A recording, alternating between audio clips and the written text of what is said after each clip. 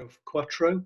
Um, we've had a terrific response to the invitations to join, and quite a lot of you are here already, and no doubt others will be joining over the next few minutes.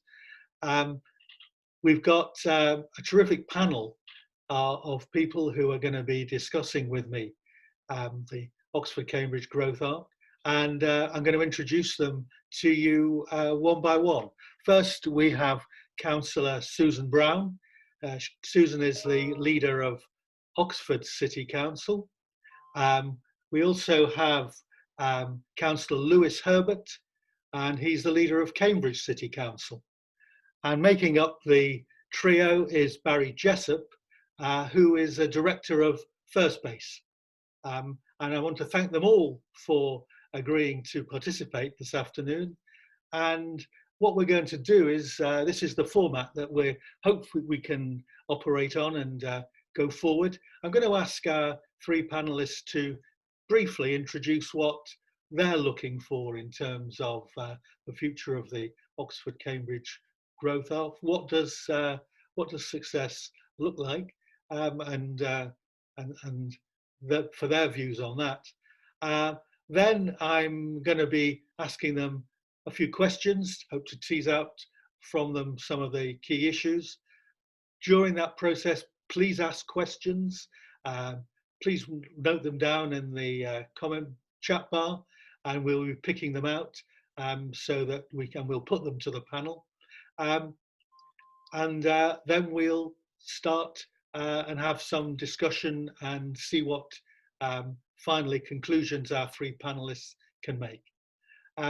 We're going to be recording this, so we'll have it here for you to see again, and if there are some particular issues that are of particular interest to you, you'll be able to see how the panelists respond.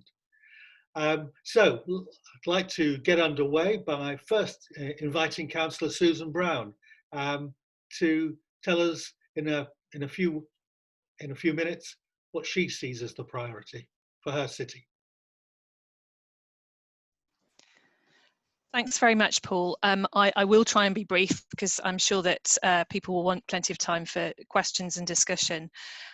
So I think for me there are four key issues facing the City of Oxford currently, and they are all very interrelated. So clearly there's the whole aspects of COVID-19, both the huge impact that has had on our economy locally, so how we get through that and deliver economic recovery, but actually also how we manage to keep people healthy and safe whilst we are living with COVID-19, and that is quite a big challenge in and of itself, particularly in conjunction with trying to get business back up and running. The second key item for us is the zero carbon agenda and air quality alongside it. Last year we had a Citizens Assembly on Climate Change in Oxford, and we are extremely committed to making sure that we do our part to make sure that we are delivering that zero carbon agenda. And I don't think that has become less important because of COVID-19. I think it's become at least as important, if not more important. And I think, interestingly, I think people are beginning to understand some of the benefits of it, particularly as they have seen the reductions in air pollution, which have been significant in Oxford.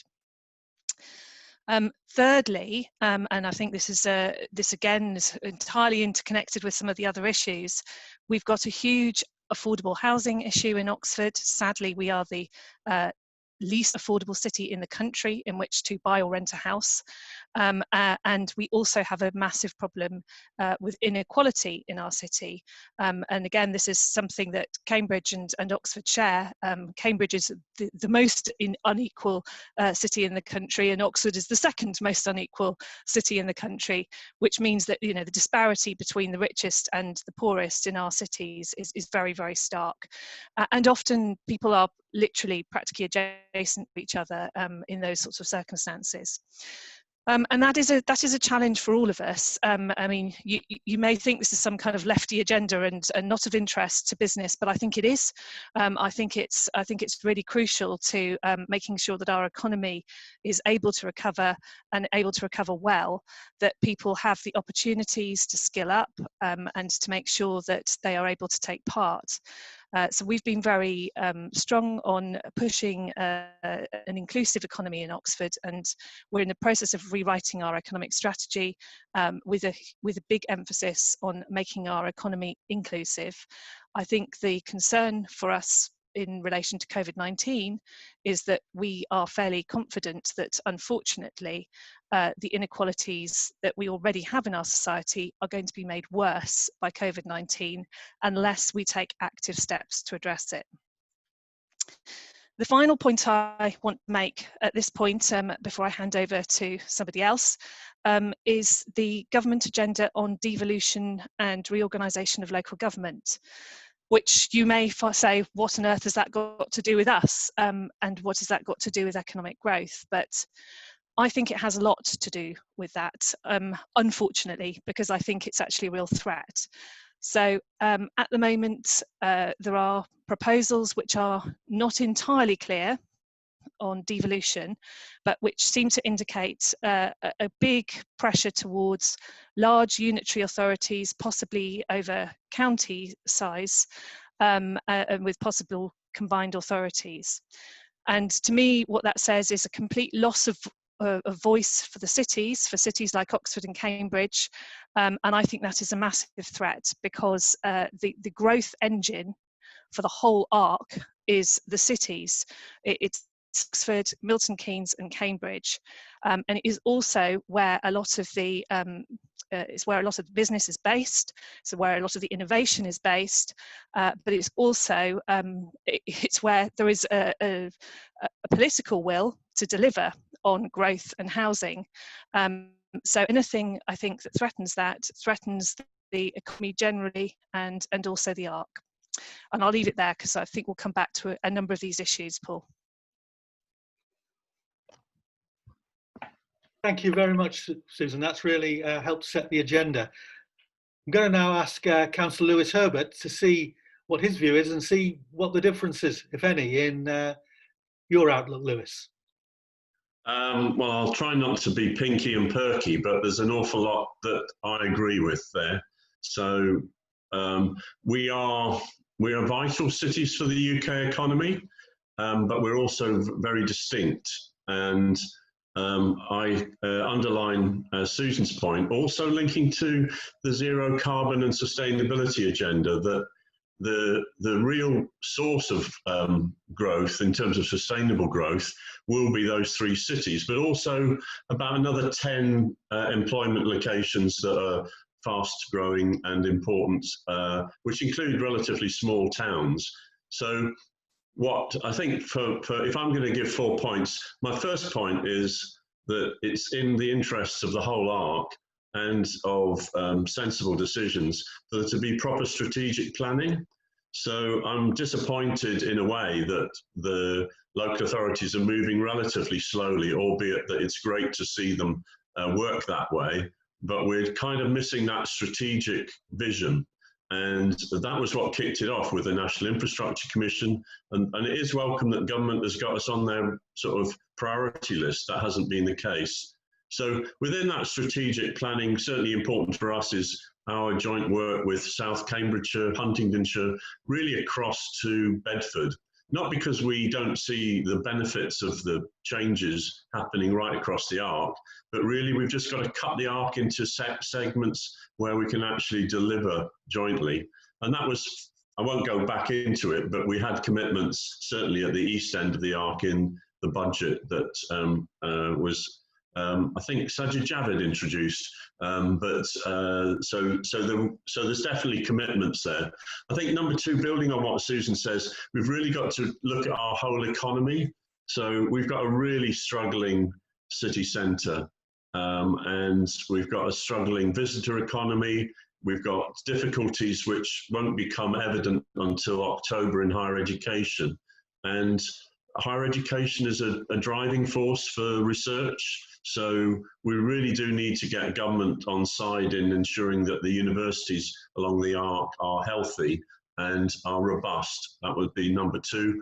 I come back to affordable housing because along with the nature of our cities, people in low incomes are central to our economy, and they'll be central to the recovery of sections that are in trouble.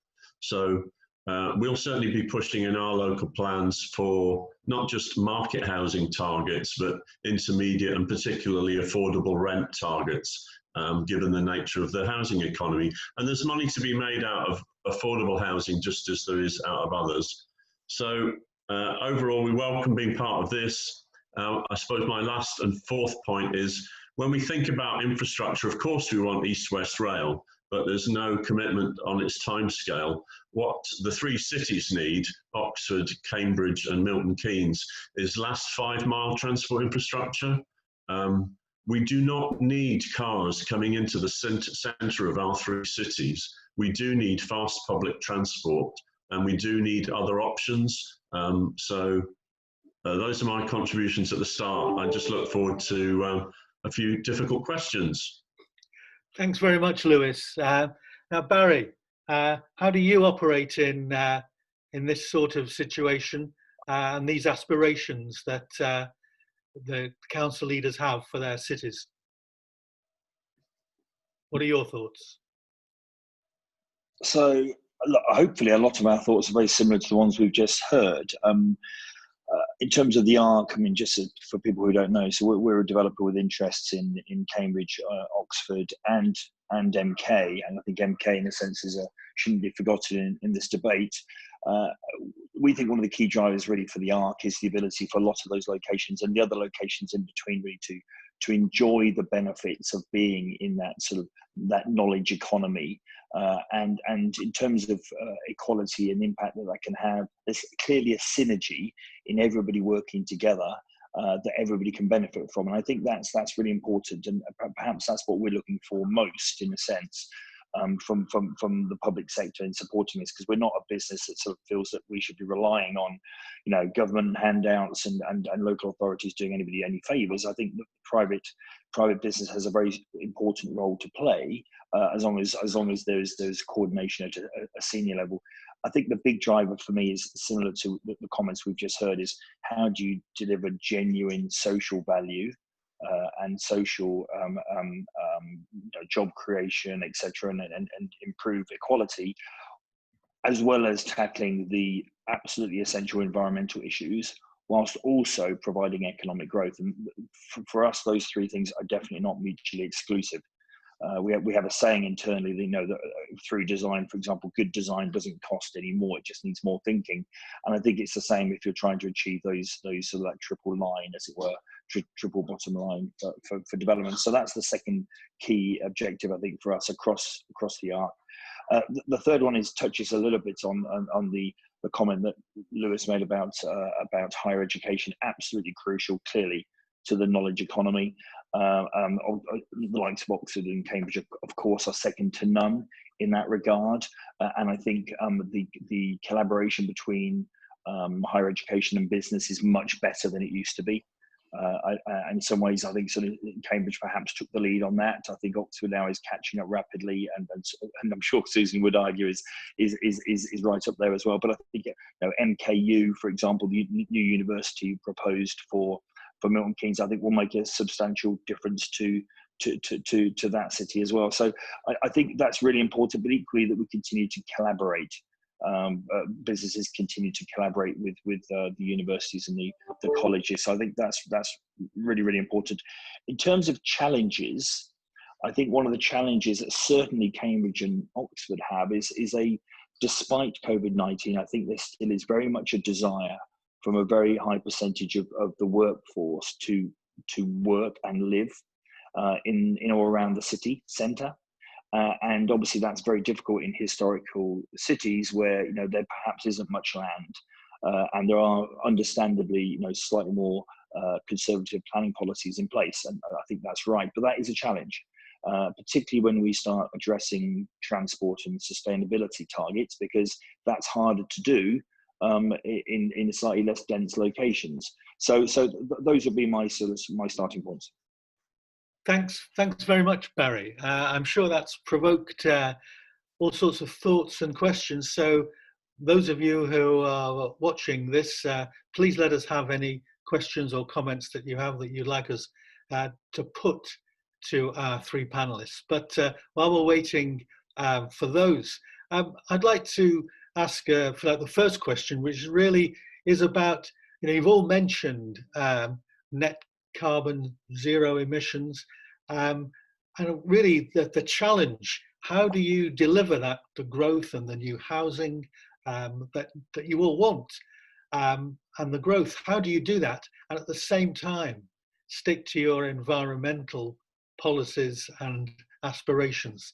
Susan, what's your thinking on the zero carbon? How are we going to achieve that? I mean, I think part of you almost have to turn that question on its head. I mean, how do we not achieve it? Because we have to do this. I don't think we have a choice. And the more we put off doing it or don't do it properly, the bigger the cost is going to be to putting it right. I mean, we already know that actually some of the biggest costs associated with achieving zero carbon relates to the buildings we already have. And certainly that was a very clear lesson that came out of our Citizens' Assembly, was that 80% of the houses that we'll have are already built, and they're already needing work doing to them, and they are a significant proportion of emissions.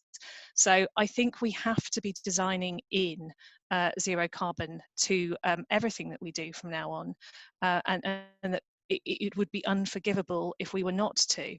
But I also think it fits with our economic recovery. We know that we need to be doing this. We know we need to invest in different skills, and I think this is a real opportunity for government to invest in our economy, invest in our future, invest in skills, and make sure that we're actually delivering what we need to be delivering for the future of our planet, as well as a healthier and better cities, and not just cities, but the whole countryside as well. Thank you, Susan. What about you, Lewis? Do you have the same aspiration and the same concerns? Well, yeah, our community is totally committed to net zero carbon, and would prefer to do it more like 2030 than 2050. We were really disappointed when sort of the commitments from before 2010 of net zero were not delivered in 2016. So as Susan says, the fabric's really important. The point I want to focus on is location. So I appreciate that landowners right along the arc would like to have little garden villages and different sort of settlements. But number one, the homes have got to be next to where the jobs are. So unless new settlements are significantly large, there's going to be huge carbon impacts of that. We'll be back in our cars. There'll be a whole sporadic range of different settlements. So I just think the development sector and others on the call just need to reflect on the Heathrow Airport decision. I think all major decisions will have to be measured about whether a long term they're going to be net zero, and location, in the words of the TV program, is the issue. It is going to be about that co-location. So I imagine, despite the fact that the land will be quite expensive and some constraints on it, that there will be city centre and city edge land in Cambridge and in Oxford, which we want to have more people living in. So the universities will rethink their large estates.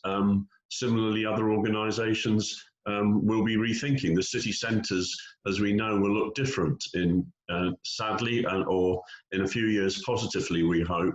So I think we've just got to think about carbon in terms of where we're building, and I cannot see that small garden villages are going to work. And I do urge people to look at documents like Fifth Studio's analysis for the National Infrastructure Commission, which gave some really thoughtful typographies for the kind of successful future settlements. So location's my issue, Paul. Thank you very much. And Barry, how does that fit with the way that your business model works going forward? Is that something you can live with, or is it just something which really just takes the value out completely? I think it's essential. I mean, it's a starting point. I think it's non-negotiable from my perspective. Now, how do you achieve that? It's definitely not straightforward. Nobody's claiming it is. I think we need to be much better adopters of new technology. There is new technology out there that will help us. I think we need to be braver in innovating and trying technology that might fail, you know, because without testing it, it's really difficult to know.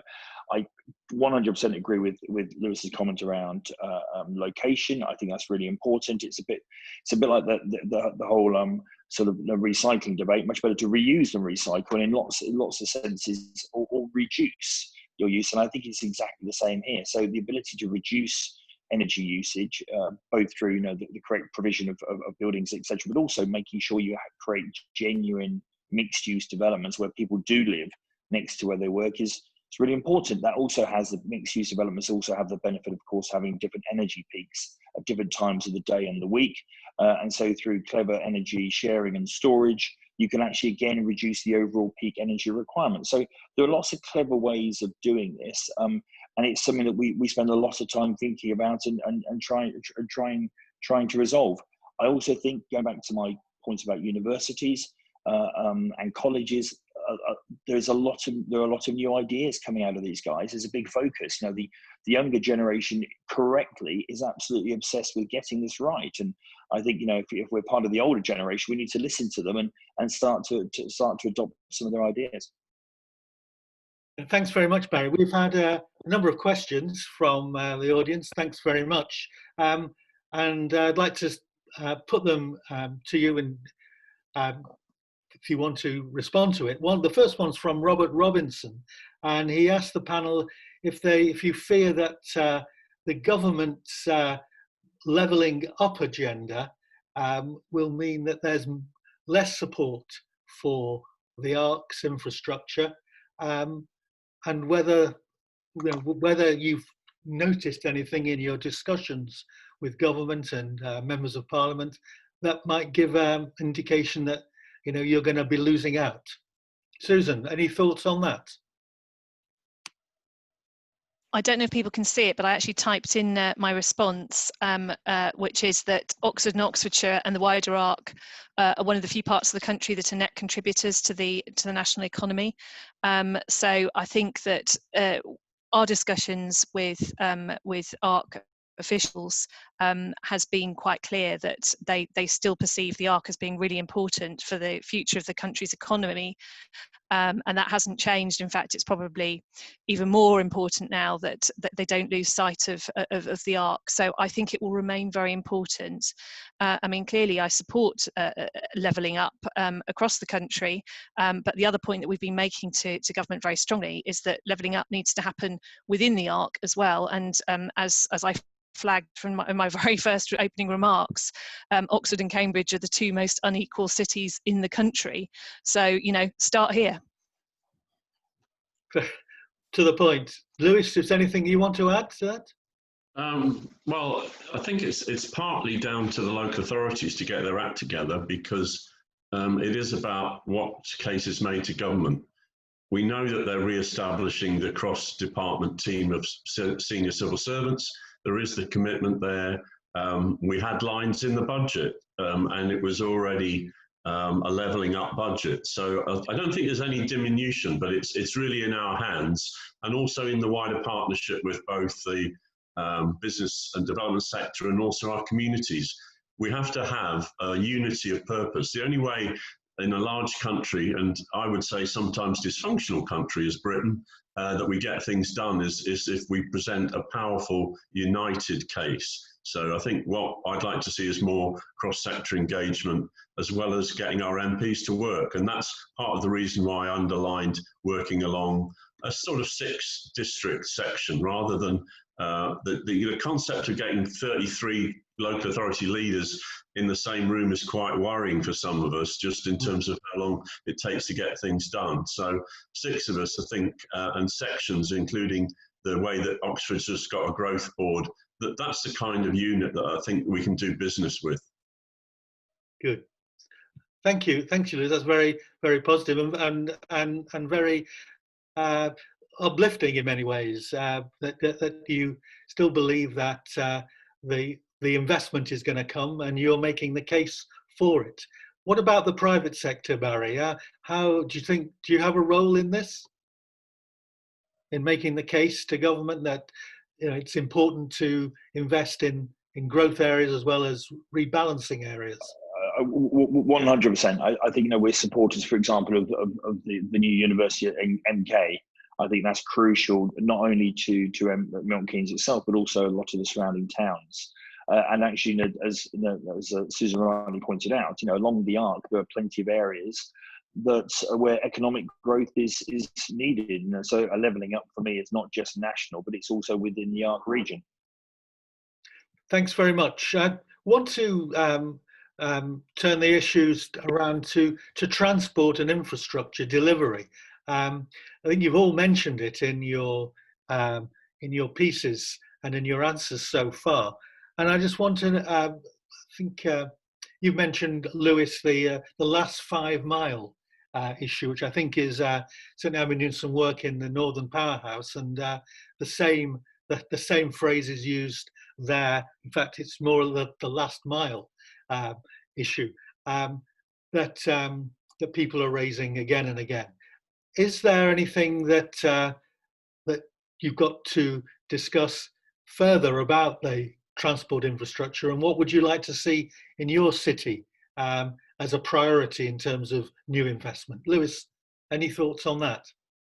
So Susan mentioned the fact that our communities really welcome the fact that we can actually breathe clean air. I suffer from asthma. My life's been a lot better the last 3 or 4 months. I appreciate that there's a lot of negative results of the epidemic.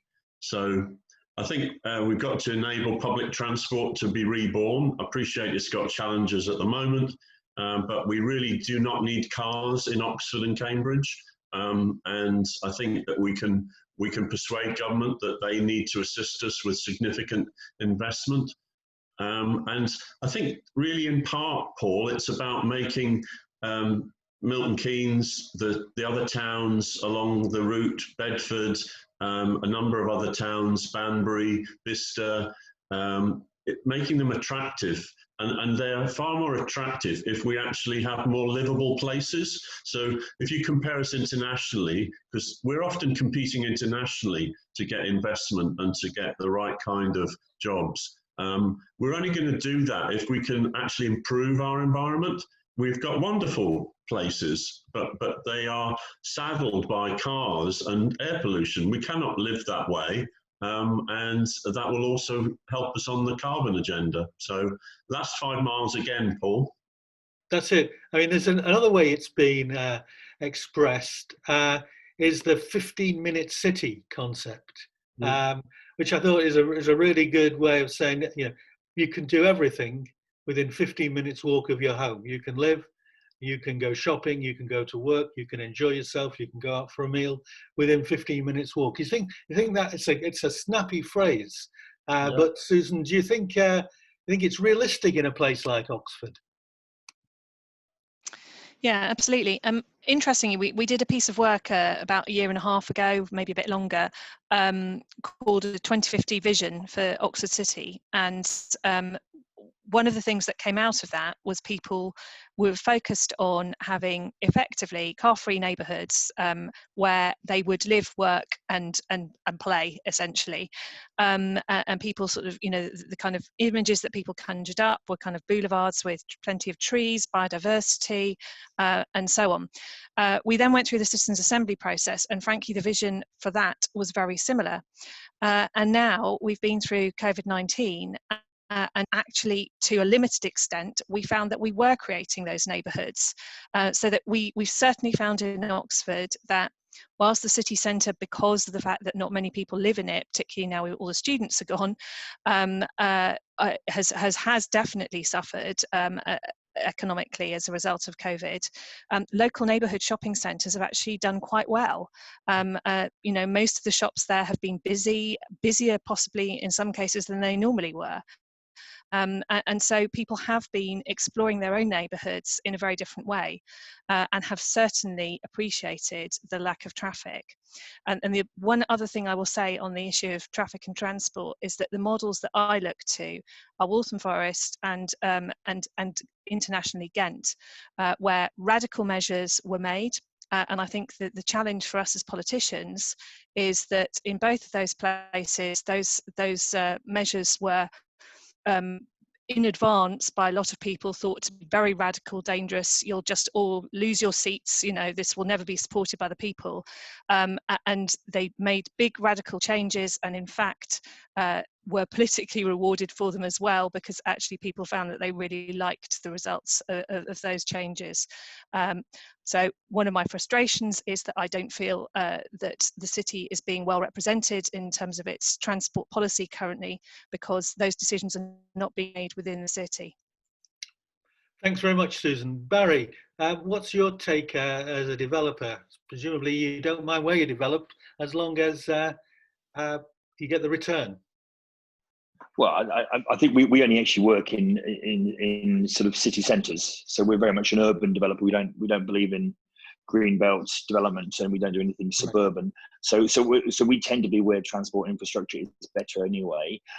But I think it's a massively important part of what the new locations need. For me, it starts with effectively how do you reduce transport use. That's the key starting point for me, and that goes back to the point we made earlier about trying to centralize jobs and homes. So that's where you start. The second is about how do you again be more creative around the solutions. So large public transport infrastructure is fabulous, but it also tends to cost a lot of money and take a long time. And if history is anything to tell us, to lead us by, it can be very unreliable. Think about Crossrail in London, for example, in terms of when it gets delivered. Some of that is definitely needed. I know there are plans in both Cambridge and Oxford and elsewhere to do that, but I think there's some other more creative ideas as well. So we know, for example, autonomous vehicles are definitely on the way. Electric vehicles are almost essential, certainly with the new policies in the likes of Cambridge and Oxford sooner rather than later. But should we, for example, be banning all delivery vehicles during the day? If they are electric and they're effectively silent, should they be delivering at night but take that unnecessary traffic off the roads? There's somewhere like Milton Keynes already has an autonomous vehicle circuit that can really help to allay peaks of transport demand at certain times of day. And of course, we need to keep encouraging the use of bicycles and electric bikes and scooters now and things like that. And so from a developer perspective, make sure that we cater for that, whether that's actually providing storage space for those or shared facilities, but equally, changing facilities and showers and all that sort of stuff. Frankly, none of this is rocket science. And I think what's interesting is certainly with Oxford and Cambridge represented here today, you think about some of the businesses that are located in those cities. I think of Oxbotica, for example, one of the leading autonomous vehicle companies in the world based in Oxford, who would love to get involved with actually trying to find innovative solutions for the city's transport problems. So look, there are lots of good ideas out there. We just need to tap into them.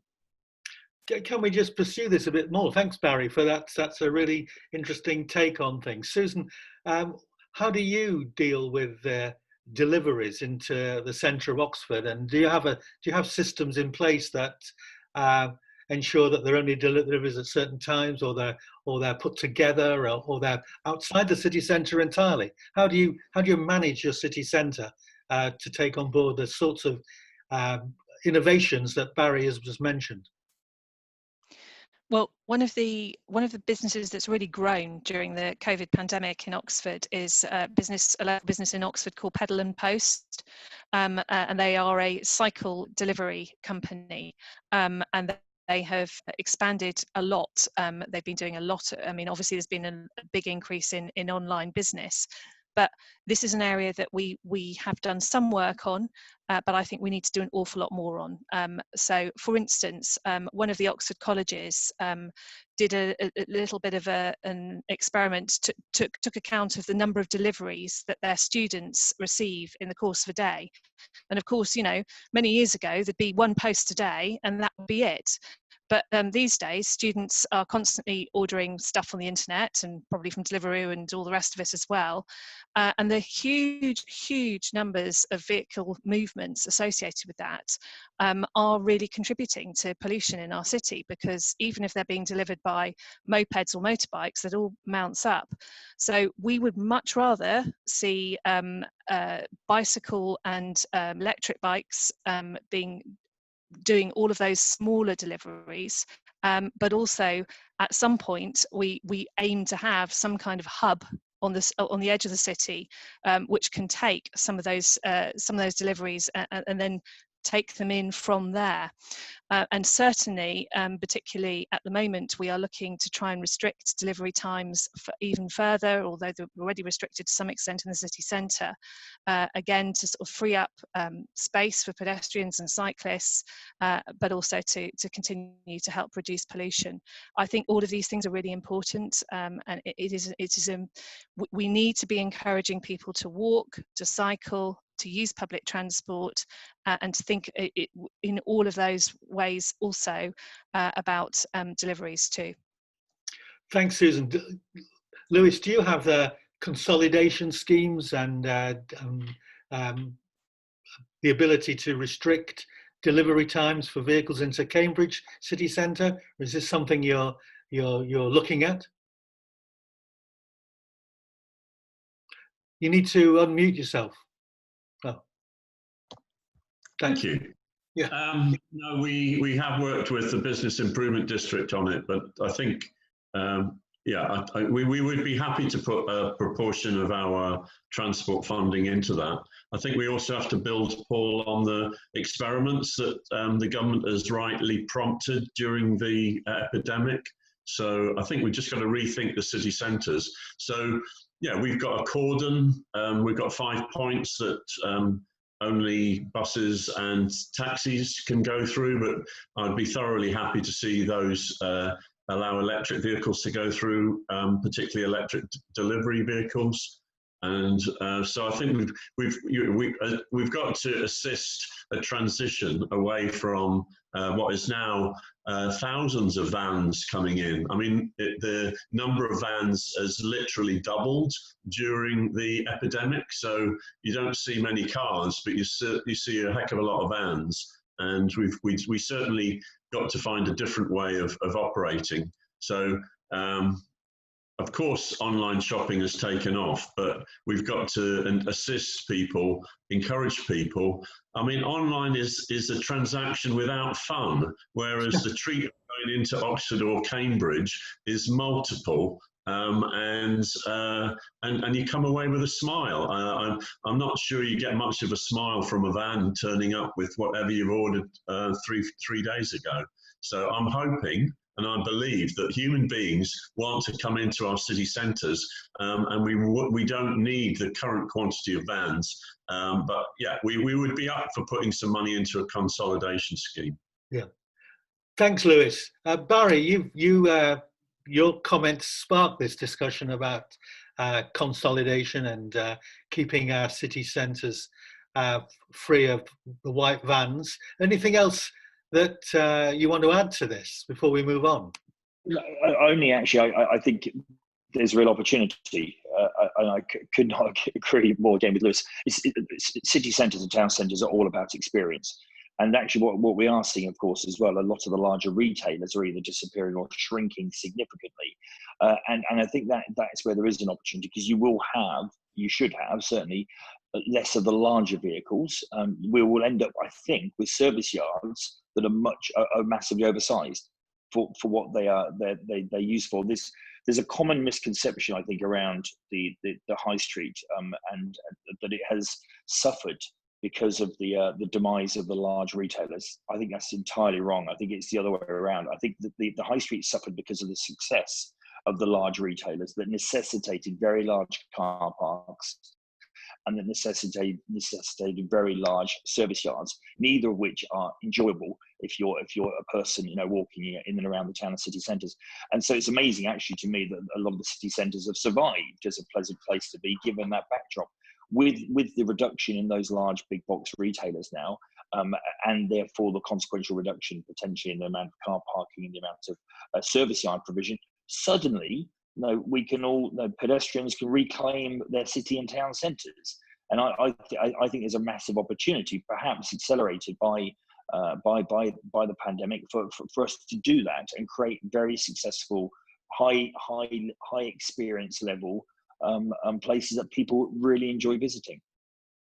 Thanks, Barry. We've been talking a lot about city centres, quite rightly, because we're talking about Oxford and Cambridge, which have got fantastic city centres. But I just wondered what, particularly Susan and Lewis, what your constituents have been saying to you over the past few months. There are fewer tourists, there are fewer shoppers, there are fewer students. Is this town versus gown argument moving on in any way?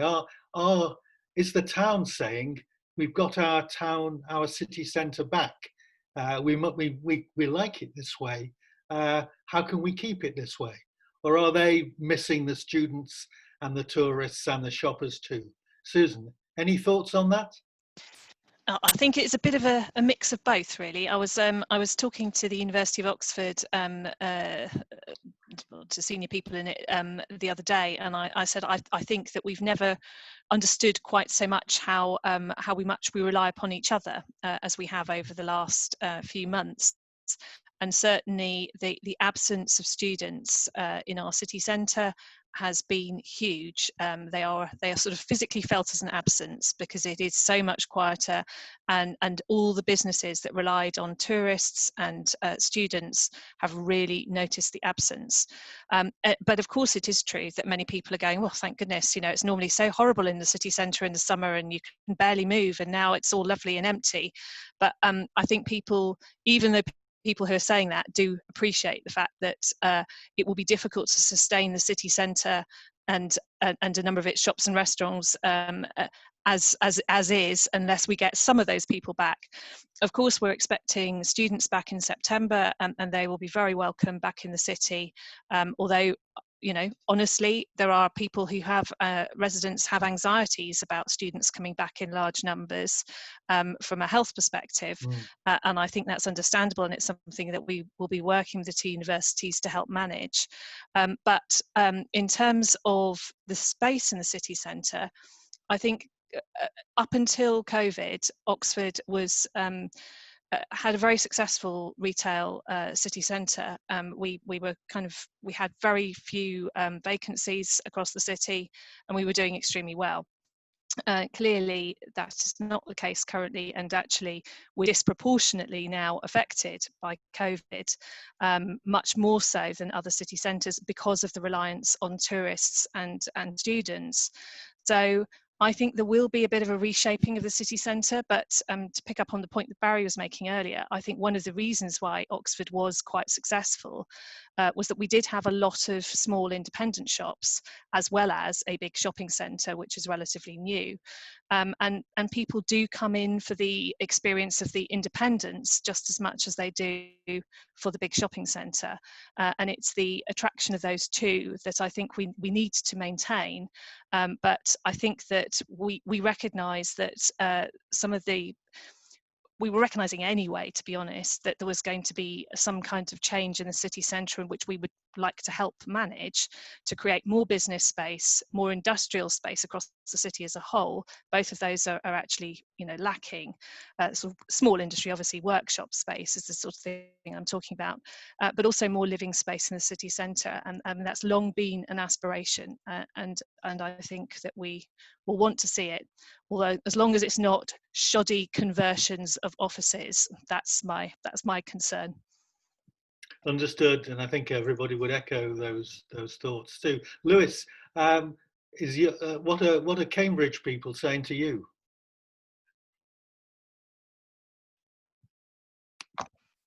So we've got a vociferous lobby that says tourists are bad. We always have had. And there is a point, because we were at 8 million visitors a year at capacity. We're not there now. What do we want? Well, we do want a vibrant city centre. People want our city centre market. They want the treat of coming in to their city just as much as people from outside. We want more. Well, we will be over the next week or two doing a big promotion to attract people back into the city centre. Online shopping in retail parks outside of the city is no fun. Often with large queues of traffic if you're going to a retail park. So we also, Paul, I just throw in the lot of the 18 to 30-year-olds. They do a lot of the spending. And where do they get their money? Well, obviously, bank and mum and dad for part, but they also work in a lot of the jobs in the city centre. They work hard, they earn good money, and they spend it quickly. They don't just put it in a bank, and they haven't got other obligations. So we've got to enable the 18 to 30-year-olds that need jobs. We've got to rebuild, as has been said by Barry, a different kind of city centre. We will need to reallocate land. We will, and I'm sure Oxford will agree, we will oppose efforts by the government to override local choices and strategic planning for the city centre. We will oppose efforts just to have extra permitted development rights, that if somebody demolishes something, they can put whatever gas proposal up that they like. We just need to have a rethink about it, and we can't do it piecemeal. We have to do it in a strategic way. And I come back to thinking about the people who keep the city centre going, the students and the under 30s, and we've got to have a lively, entertaining, fun, but safe place to be. And safety will continue to be a theme for at least 2 years, as well as just getting our city centres moving. We have wonderful places in Oxford and Cambridge. People will want to come back. We've just got to enable those businesses to recover. And if the chains are died, and if some of the restaurant chains nationally offer something so dull that they can't actually get people to eat there, then let's have, as Susan said, lots more independence, and that we'll be pushing for all of our empty retail units that might come available. And last year, Cambridge had the lowest number of empty units in the country. We will be pushing for them to be occupied and for landlords to let them, even on short-term basis, to get this city moving again. Thanks very much for an impassioned plea for city centres there from Lewis. Barry, do you believe that landowners, developers are willing to take a chance and, as Lewis says, inject the fun back into city centres to attract people to spend their money there? I don't think it's really taking a chance. I think it's essential. I think we've seen polls in the past. People much prefer shopping at independent stores if they can, and I think those leisure uses in town and city centres are going to be what attract people back. When you can buy your weekly shopping online, why wouldn't you? But what you can't do is have a great experience from independent as you get it from the leisure. And a great example of that, I think, in recent times in Oxford is the covered market fallen on hard times, and I think the timing of the pandemic probably wasn't great, but I think that the relaunch of that is the sort of attraction that not only appeals to tourists and students, but actually to people who live in and around the city. And I think that's a crucial part of it. But equally, I think what's also important is that a lot of these businesses are economically viable, and a lot of businesses have been priced out through business rates and things like that. So I think there needs to be some flexibility around that. But equally, it's important you have the right people, customers available. And again, Lewis's point about students and under 30s is absolutely right. They tend to spend a lot of their money very quickly. I know I used to at that age.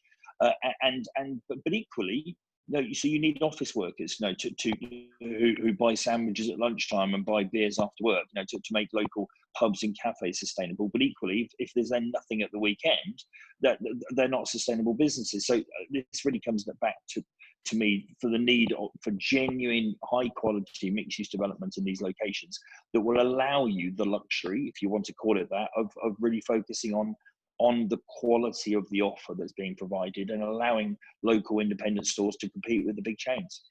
Yeah, thanks, Barry. That's good. We're coming towards 10 to 4, so we've got about 10 minutes left. I just wanted to pursue one further thought before I ask the three of you to summarise what you think have been the main issues. It seems to me, from what you've been talking about, you've all three of you have been saying very similar things and agreeing a lot, if not completely, in what you're doing. Is this that working between local authorities and developers, investors, the private sector is going to become more important over the next few years? And do you have, for example, in Oxford and Cambridge, do you have a way of talking to investors and developers, not just about individual schemes, development proposals or planning applications? Do you have a way of chewing over the fat, if you like, looking at the options and opportunities with the private sector, or is it all done over individual developments? Susan, do you have any forums to talk to the likes of Barry and his colleagues, just generally about the market and what the future might bring?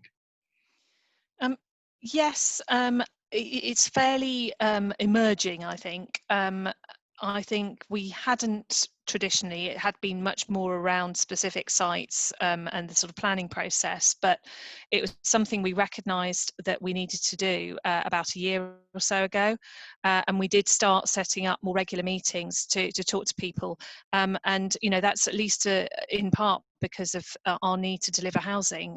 So we know that we need to be talking more regularly and more generally to developers and property owners in the city, because we want to make sure that we are on target for meeting our housing delivery. So I would certainly not say we've got it right yet. I think there's plenty more to do, and I suspect that since the COVID-19 pandemic sort of hit us all, it's probably fallen slightly by the wayside, but I think it's a challenge that we need to pick up again. Mm. And Lewis, what do you have any way of discussing options and potential opportunities with the likes of Barry and other investors? Well, we've been doing it, and then there's private sector-led initiatives like the Cambridge Forum for the Construction Industry. So there are the meeting places. I do think that this is a time for some of those rethinking fora, because, our city centre. I'm thinking also, and there was a questioner asking about the towns right the way along the central part of the arc. A lot of the issues that you pointed to us, Paul, apply just as much to those towns. So I just think that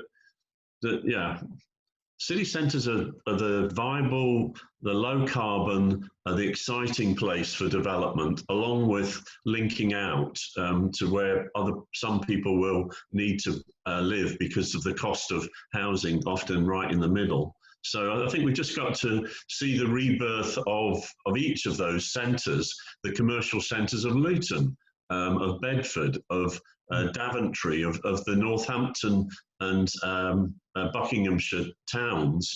They are part and parcel of making this work. The arc isn't a straight line, it's a series of clusters, and it is built around jobs, and it's built around places that people live now. And I'm just, as I've advocated, I really don't see the great benefit of the arc being to create sort of large housing areas a long way away from where the action is. Make the most of the smaller towns. They're as interesting places along the arc as some of our cities, albeit that we're very proud of Oxford and Cambridge. Thank you. And thanks for that very much, Lewis. Thank you.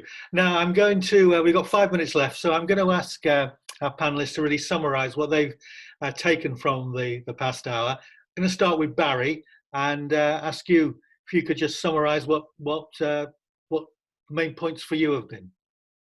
Well, I think key bit for me is that the ARC has a massively important role to play, both nationally but also locally, and I think that's the important point. So it's not only a major international, in a sense, beacon for the UK. It also needs to make sure that it's allowing investment in some of the less prosperous and wealthy areas within its region. I think that's massively important. I think what I'm really encouraged by is that, certainly with the people present today, Cambridge and Oxford, I think is in good hands, and there's clearly an understanding of the need to balance economic growth with sustainability and with social value, and I think the private sector and certainly First Place are there as an example of a business that wants to do that as well. And I am encouraged. You asked earlier about investors and landlords. I am encouraged that is a theme.